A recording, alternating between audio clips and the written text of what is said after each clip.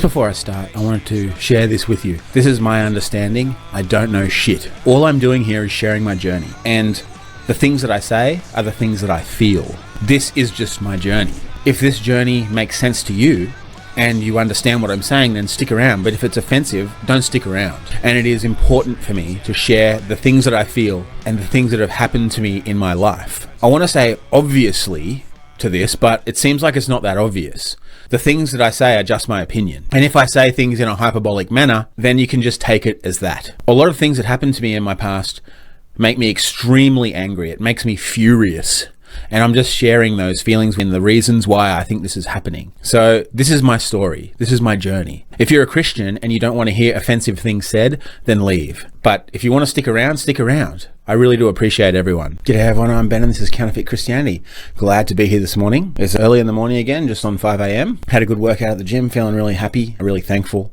And yeah, I really have been appreciating the comments of people who are following along on the journey with me and sharing parts of their lives as well, talking about their journeys with our daddy. And it's really, really fun to do that. And this is part of what I wanted to do this channel for, because I love authentic things.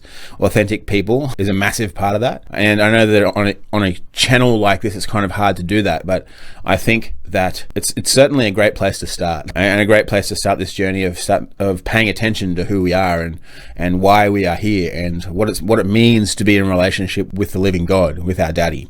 And I really do appreciate people following along and sharing their points of view. And if people are really, really hateful, and when they say the really, really angry Christian things that we notice in the comments, all the Pharisees jumping out, it's really good to see that as well.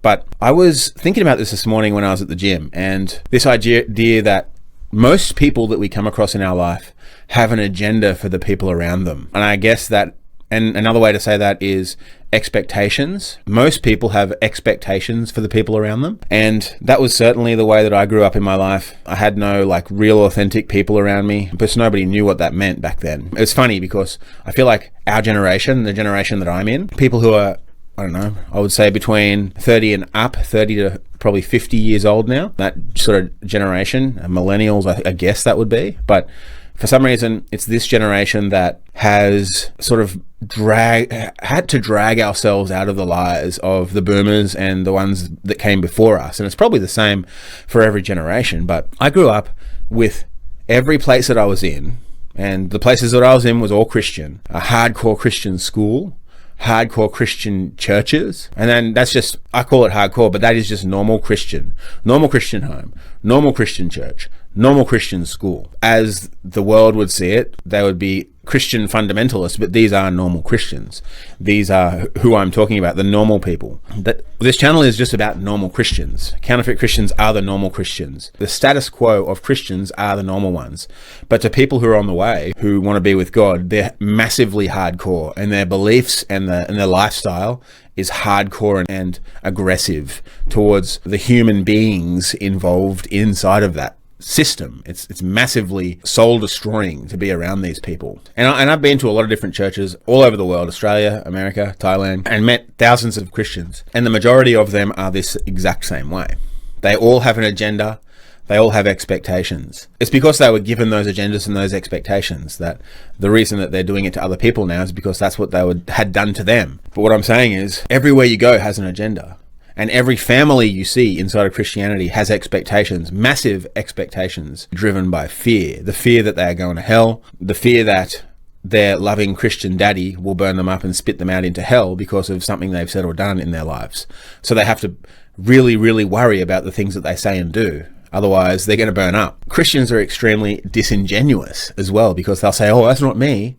But at the same time, they'll have these expectations for other people around them and agendas for other people around them They're massively disingenuous, but that's because they can't see themselves. They would never be able to look at themselves in an authentic way and see the way that they treat people, because if they did that, they would be fearful of burning in hell for their actions. Most of them are living in a world of delusion. They cannot see it. Their body will not allow them to see what they're actually thinking and doing. We've all experienced people who consider themselves to be Christians, and like I said many times, I don't consider myself a Christian. I have repented from that. I have moved on from that system, and now I'm just a man with God on the way, and a man with my daddy. I'm just with my daddy, and that is how I describe myself, and it's given me a bunch of freedom. That is just the way I think about my own journey now, and it's very freeing to me. You can frame it any way, however you like. A lot of people like to say, I'm just a believer, I'm just with God, or I'm a follower. That's cool too, and so they can separate themselves from Christianity and religion. I've just flown past that part. I'm not saying it's better or worse. I'm on the way. I love that word. I heard it in a book somewhere, I can't remember, but I truly love that we can just be on the way with our dad. And that's good, because that, for me, feels like no expectations. I'm just with him living my life, and he shows me what's good. That's how I have been set free. It's super cool. Yeah, I'm really, really thankful for that. And I know that we've all experienced people in our lives, and I have recently come across some more people just in my travels, and people that really like to consider themselves Christians, and they probably don't realize, but they have this higher than thou look to them, and the way that they speak, they don't recognize it. And on the outside, they look really, really good. And then when you get to know them, they have all these little things that pop out, these dark little secrets that pop out. And you can tell that the people around them feel a massive amount of shame when they're around them, because they use it as a weapon. They don't realize, I don't think, because they think they're being good, because they are being good Christians. That is how good Christians act.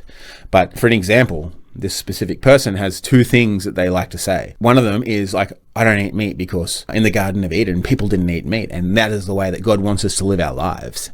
And they speak like that. And I'm like, whoa, that's fucking disgraceful, the way that you push that onto the people around you. And I've seen the people around them, and they sort of struggle to have freedom in themselves. They can't share who they truly are. They can't be who they truly are.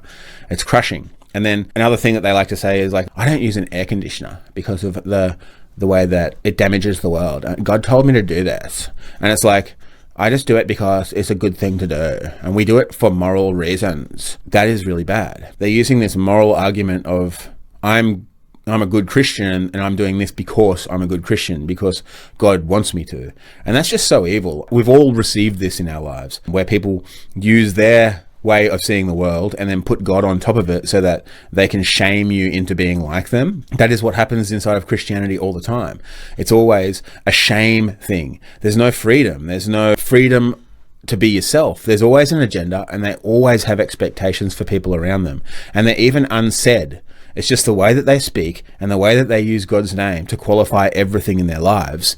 And that brings shame on the other people who don't feel that way, who don't connect with God that way. It's only kind of been recent for me that I've been able to separate myself from those feelings of shame when people talk about things, because it was so heavily oppressed on top of me my whole life, in all of the different places that I was in, never endingly, never ceasing. They were always beating that drum of their evil culture, continuously banging on it.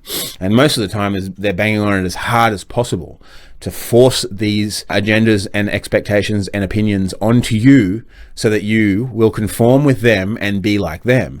That is what Christianity is. It's just a big show of how good they are so that they can oppress other people around them with that. So this idea of no agenda, no expectation came into my life, I would say, I'm trying to think, probably 7 to 10 years ago, just from a conversation I had with a person in a group that I was having. And they said God told them about expectations, and that took me down this journey of no expectations. First of all, that God has no expectations for me. That's why I talk about a relationship with him first, a relationship with our daddy first, so that everything good will flow from that. That's how it works. You don't have to be good first and then have the relationship. The relationship comes first, and everything good flows out of that. He will bring you to good things. That is how we're meant to be as humans. Be flowed through life with him, and everything good comes from that. You don't have to worry about what you've done or what has been done or what you've thought or what you're thinking, because being with him first is the answer. That is what it means to be human. And I came across this idea of expectations, and I realized, fuck, I have a lot of expectations for people, and I have a lot of expectations on me. And that is why I'm spreading these agendas and these expectations onto other people. God wants this, God wants that. This is how we have to be. It's fucking ridiculous. It's a huge fucking Christian lie. Steer clear of it. I'm just trying to encourage you with that. And if you expect something of somebody else, you can never truly be with them. You certainly can't be glad to be with them no matter what.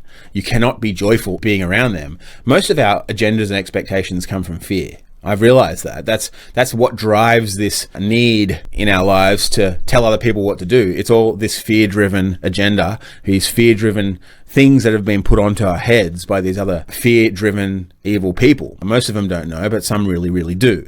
A lot of pastors truly understand what they're doing, and they understand how they're coming across to people because they use it to control intentionally. Other people just live in fear, and that makes sense because that's what we've been given.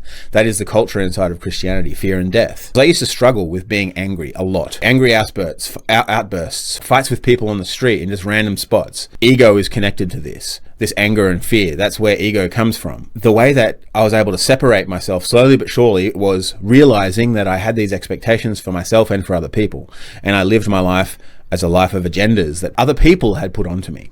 And I don't want to do that. I realized how I was destroying my family, and that's how God has focused me on him because of what was happening to my family. I think it's easier as a man with a family because you have a reason to pay attention to what's actually happening around you and the things that you're doing, because it's obvious when you do something that hurts somebody. For me, that has been the catalyst for change of being with my dad and him flowing me into change, is because I was able to notice the things that I was doing and the damage that I was doing to my family. And that's what changed me in my life. This idea of expectations was a really, really big one for me to separate myself from. It's kind of hard because it has really long fingers that stretch out. I just watched the Deadpool Wolverine movie, and then the bad character in it is this woman that can put her hand into your brain and see everything.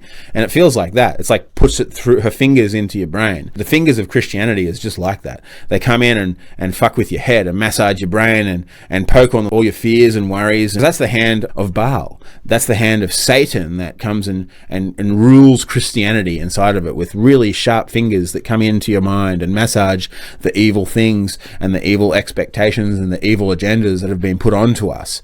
That's why Christianity is not with God. It's with another God. It's not with the living God. It's not with our Creator. It's a religion of fear. And it's a system of fear. I lived in that, and I passed that on for the beginning of my children's life and the beginning of my marriage. I've been married 20 years next year. I'm turning 40 in August. Yeah, I realized that's what I was doing to people around me. And I just got to the point with God because he kept showing me all these things, pushing them out of how I was living and what it meant to other people and what it meant to me. And slowly but surely, I was able to release that and release the fear so I don't have expectations about my life, and release my family and my children's lives to him, and so that he can flow them. And all I do is encourage them gently what it's like to be with our Creator, with our daddy. Encourage them gently is really important because I was pushed with fear. You must do this. You must read the Bible. You must have a relationship with God or you're going to hell. And if Christians weren't so disingenuous, they would understand that's what's happening to themselves. And they've had this fear forced upon them. That's why they're afraid. That's not the living God. That's just the system and the people around them. It's not just my journey. It's every place that I've been, and every Christian group that I've been in is the same because that is inherently what Christianity is. It's not just people being free to be on their way with the living God. That's what I encourage you with in this channel is you're free to be yourself. Just be with him first, and then everything good will flow out of that. And he will show you the good things and the bad things, the things that need to be different, the things that don't. And that is what this journey that I am on, and why I'm sharing this with you now, because I'm secure in who my daddy is. I'm secure in our daddy. I'm trying to encourage people around me to do that. Just be with him and he'll flow you into the truth. And ask him what's next. I have asked him, and I still do, for me to be able to speak more coherently. I know that it's still not there yet, but compared to what I used to be, I can now share my thoughts without sounding like a fucking retard. But in the past, I couldn't share any parts of myself. I couldn't flow myself through a conversation and talk about a point that I have in my head without sounding like I'm mentally ill and retarded. But I told that to God. I want to speak better. I want to be able to share my points coherently. And slowly but surely, it's been getting better. He just encourages us to be part of things that help us. And then he brings awesome things into our life that will help us get to the places that we want to be. In our true selves, our dreams and desires will come out. And the hard part is just being able to flow with his timing and how things will come. That's the hardest part. That's why we struggle so much with life, is because we're not okay with just being able to flow with him, and that good things come with time when we are with him. And then we fuck it up on our own because we're pissed off because it's not going quickly enough. But anyway, like always, this is my understanding. I don't know shit. I wanted to encourage you today. Pay attention to yourself. Do you have an agenda? Do you have expectations? Start thinking about that. It took me down a really fun journey of freedom for myself and for my family as well. I really do appreciate you guys. Thanks so much for being here on this journey with me. And I'm really having a lot of fun just being here and sharing my story and being absolutely real and authentic. And it's very, very freeing for me. So this is a mutual relationship for us, mutually beneficial for all of us. I love sharing it because it helps me share who I am. And then that's very, very fun for me. And that's part of who I am. Hopefully it has some meaning to other people as well. I'll talk to you later. See you next time.